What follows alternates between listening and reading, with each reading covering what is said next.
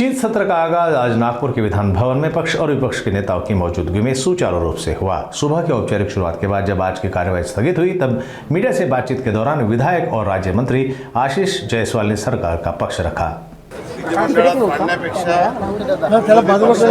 विरोधी पक्ष नेता पदावरून जे की कायदेशीर दृष्ट्या त्याच्यासाठी ते पात्र नाही आहे तरी त्याला ते इश्यू करत आहे। त्याच्यावरून त्यांनी काल चहापानाचा बहिष्कार टाकला, चर्चेला आले नाही। एका बाजूने महायुती ही हातात हात घेऊन काम करत आहे, परंतु विरोधी पक्षामध्ये शरद पवार गट, राष्ट्रवादी, उबाटा किंवा काँग्रेस या तिघांमध्ये समन्वयाचा अभाव आहे। जरी त्यांना विरोधी पक्ष नेता मिळाला असता तरी तीन पार्टीमध्ये त्याच्यामध्ये एकमत होऊ शकत नाही। तीन पार्टीचा सोडा एकट्या उबाटामध्ये आपल्याला माहित आहे की मागे त्यांनी अजय चौधरी यांना गटनेता केला होता। भास्कर जाधव एक सिनियर नेते असताना त्यांच्यावर त्यांचा विश्वास नाही आहे। तो विश्वास नसल्यामुळे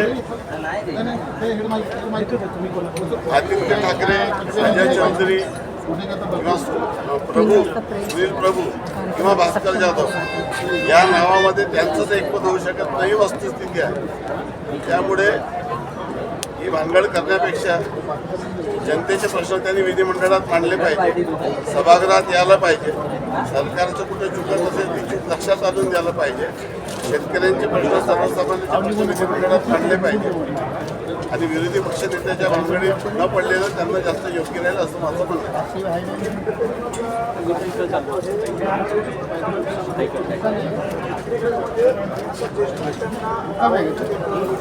महाविकास आघाडीचे सरकार असताना जेव्हा उद्धवजी मुख्यमंत्री झाले तेव्हा एकाच घरी मुख्यमंत्रीपद आणि दुसऱ्या मुलाला मंत्रिपद त्यांनी दिलं। सुभाष देसाई आणि अनिल परब या चारही लोकांना त्यांनी मंत्रिपद दिलं। जेवढे अपक्षाचे कोट्याचे मंत्री होते जे महाविकास आघाडीमध्ये तिन्ही पक्षाला शेअर करायला पाहिजे होतं, ते एकटे उद्धवजी ठाकरे यांनी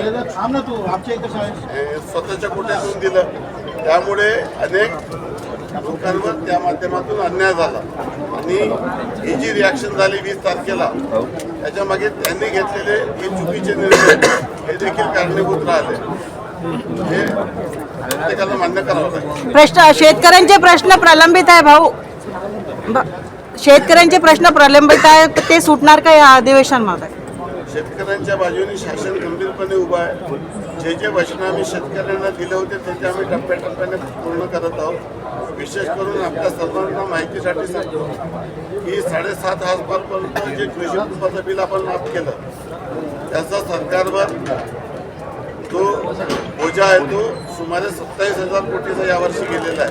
तरी देखील शेतकऱ्यांपासून कुठल्याही इलेक्ट्रिक बिलची वसुली काँग्रेसच्या सरकारप्रमाणे आपण करत नाही आहोत। अतिवृष्टी झाली, नुकसान झालं, त्याची सर्वतोपरी मदत या ठिकाणी करण्यात आलेली आहे आणि जे काही वचने अजून दिलेली आहे ते आम्ही टप्प्याटप्प्याने पुढील 5 वर्षात पूर्ण करणार आहोत।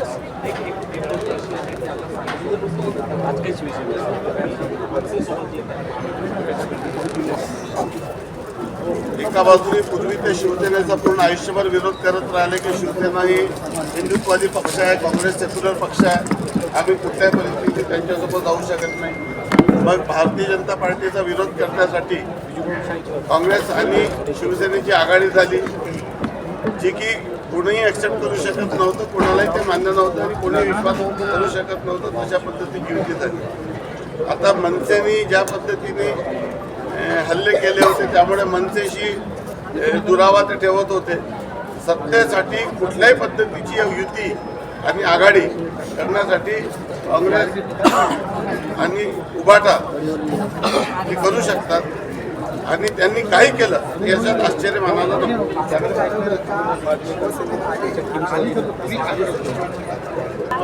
नाही आहे, परंतु भास्कर जाधवनी आपल्या मनातली खतखत ही अनेकदा बोलून दाखवलेली आहे। जे पोटात आहे ते ओटात अनेकदा आलेलं आहे, तो लवकरच अजून येणार। ज्या दिवशी आता गटनेता देखील ते भास्कर जाधवला करू शकले नाही, यापेक्षा भास्कर जाधवांचा मोठा अवमान होऊ शकत नाही। मला असं वाटतं की भास्कर जाधव सारख्या ज्येष्ठ अनुभवी माणसाला डावलणं हे कुठल्याही गोष्टीने योग्य नाही।